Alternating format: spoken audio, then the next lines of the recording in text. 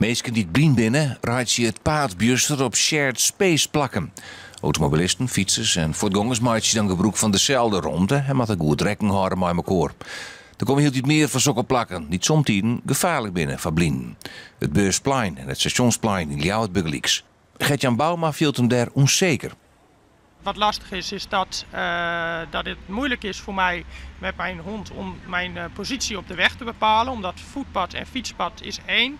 Dus het is voor mij eigenlijk één groot vlak. Waardoor ik het moeilijk vind om mij goed te oriënteren.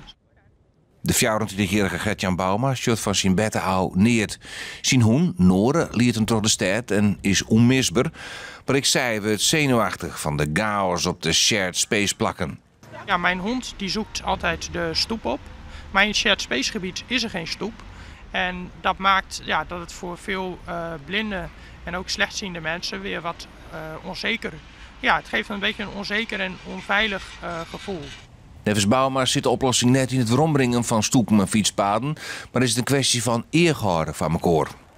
Het zou fijn zijn dat andere mensen proberen om zoveel mogelijk waar kan rekening te houden met mensen die niet kunnen zien, door voorrang te geven.